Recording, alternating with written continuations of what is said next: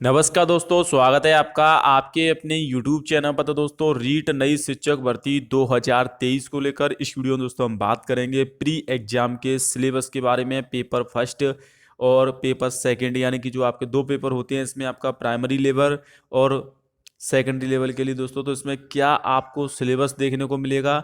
इसके अलावा दोस्तों सब्जेक्ट वाइज व टॉपिक वाइज आपके कितने यहाँ पर दोस्तों कहाँ कहाँ से प्रश्न आपसे पूछे जाते हैं, टॉपिक वाइज सिलेबस के बारे में बात करेंगे। और सिलेबस में क्या बदलाव होगा, क्योंकि इस बार राजस्थान की ज्योग्राफी चेंज हो चुकी है, तो क्या नया सिलेबस आएगा, पुराना सिलेबस आएगा, उसको लेकर इस वीडियो में बात करेंगे। तो ये वीडियो दोस्तों सिलेबस को लेकर है। काफ़ी सारे स्टूडेंट के कमेंट थे दोस्तों, क्योंकि 2023 का जो रीट एग्जाम है दोस्तों, उसकी घोषणा जल्द ही सितंबर में होने वाली है। तो ऐसे में सिलेबस को लेकर काफ़ी सारे स्टूडेंट कन्फ्यूजन है, क्योंकि काफ़ी सारे स्टूडेंट ऐसे हैं जो पहली बार रीट का प्री एग्जाम देने वाले हैं दोस्तों। तो उसके लिए सिलेबस कैसे आपको स्टडी करनी है, चलिए वीडियो स्टार्ट करते हैं। देखिए यहाँ पर मैं सिलेबस आपके सामने राजस्थान अध्यापक पात्रता परीक्षा रीट 2022 का सिलेबस आपको बताने वाला हूँ। सिलेबस यही रहेगा, कुछ भी चेंजेस नहीं होगा। सिर्फ राजस्थान की ज्योग्राफी में थोड़ा बहुत चेंजेस आएगा, बाकी आपका वही सिलेबस रहेगा। देखिए सबसे पहले आपको इसमें बता दूं, जो पेपर होता है दोस्तों, वो 150 प्रश्न आते हैं आपके, और 150 ही अंक का पेपर होता है, यानी कि आपका एक प्रश्न एक अंक का रहता है, और इसमें नेगेटिव मार्किंग नहीं होती है दोस्तों। ये आपके लिए अच्छी अपडेट है। अब बात कर लेते हैं कि इसमें क्या क्या सिलेबस आता है। देखिए सबसे पहले बात कर लेते हैं खंड ए। इसमें आती है आपकी दोस्तों बाल विकास एवं शिक्षण विधियाँ। तो बाल विकास एवं शिक्षण विधियाँ में आपका पहला जो टॉपिक रहता है बाल विकास का रहता है, जिसमें वृद्धि, विकास की संकल्पना, विकास के आयाम, सिद्धांत, विकास को प्राप्त करने वाले कारक और अधिगम और उनका संबंध आपसे पूछा जाता है। इसके बाद दूसरा टॉपिक है वंशानुक्रम एवं वातावरण की भूमिका।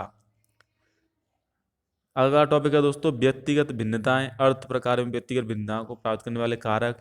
व्यक्तित्व आता है आपका संकल्पना प्रकार, व्यक्तित्व को प्राप्त करने वाले कारक। इसमें बुद्धि आपसे जो टॉपिक है, इसमें संकल्पना, सिद्धांत, मापन, बहुबुद्धि सिद्धांत एवं निहितार्थ आपसे पूछे जाते हैं।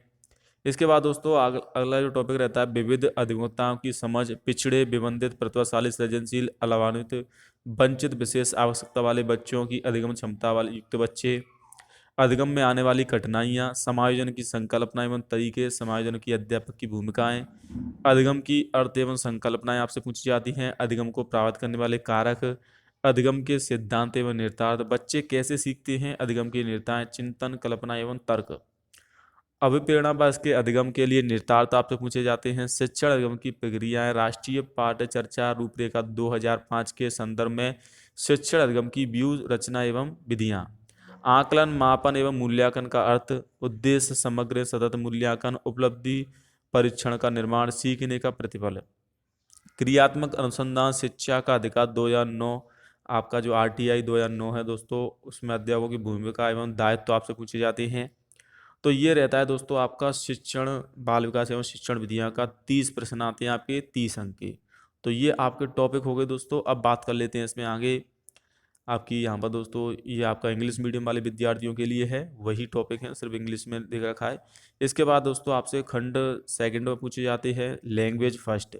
अब लैंग्वेज फर्स्ट में अगर आपने हिंदी से आवेदन किया है तो आपको हिंदी इसमें लेनी होती है, अगर आप इंग्लिश से हैं तो अंग्रेजी इसमें आप ले सकते हैं। तो इसके बाद बात कर लेते हैं हिंदी में क्या क्या रहता है दोस्तों।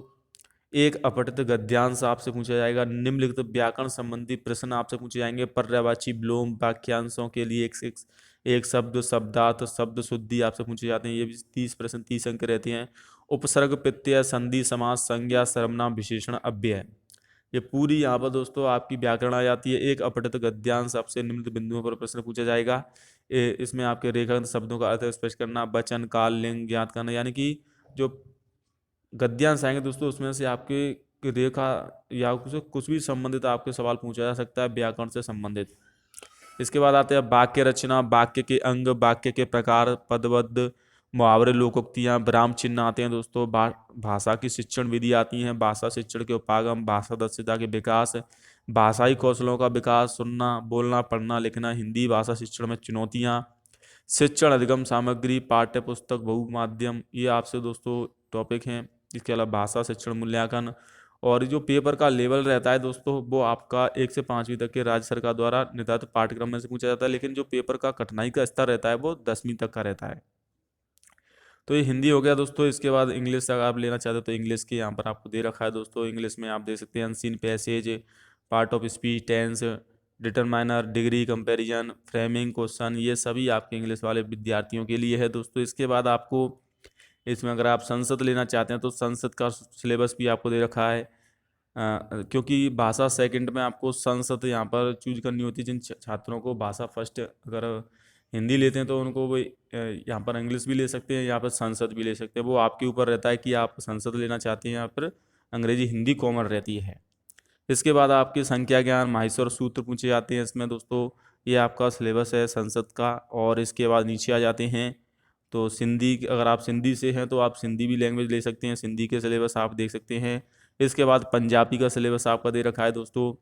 फिर आपका दोस्तों यहाँ पर हिंदी का जो भाषा सेकंड में हिंदी लेना चाहते हैं, क्योंकि काफ़ी सारे स्टूडेंट भाषा फर्स्ट में अंग्रेजी पढ़ते हैं, तो उनके लिए सिलेबस वही है, सेम है, इसमें कोई भी बदलाव नहीं, चाहे आप फर्स्ट में ले लो या सेकंड में।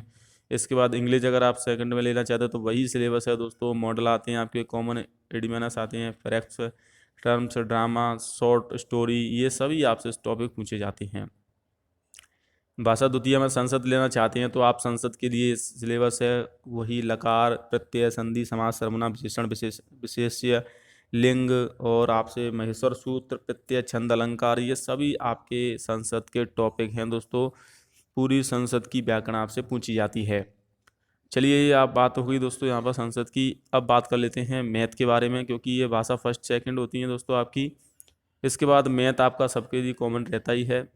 तो गणित में क्या क्या आता है दोस्तों, देखिए 1 करोड़ तक की पूर्ण संख्याएं, स्थानीय मान, तुलनाएं, गणितीय मूल, संक्रियाएं, जोड़, बाकी, गुणा, भाग। तो इसके भी 30 प्रश्न आते हैं गणित के, 30 अंक के। भिन्न की अवधारणाएं, उचित भिन्न, समान हर वाली, उचित भिन्नों की तुलना, भिन्न असमान हर वाली, उचित भिन्नों की तुलना, भिन्नों की जोड़, बाकी, अभाज्य, संयुक्त संख्या, अभाज्य, गुणनखंड, लघुत्तम सामर्थ्य, महत्तम सामर्थ्य। एक एक नियम, औसत, लाभ, हानि, सरल ब्याज आपसे पूछी जाती है। समतल, वक्रतुल्य समतल और ठोस ज्यामितीय आकृतियां, समतल ज्यामितीय आकृतियों की विशेषताएं, और रेखा किरण, रेखाखंड, कोण एवं उसके प्रकार, लंबाई, भार, धारता, समय, क्षेत्र मापन एवं उसकी मापन इकाई संबंध में, वर्गाकार या आयताकार वस्तुओं के पृष्ठतल का क्षेत्रफल एवं परिमाप।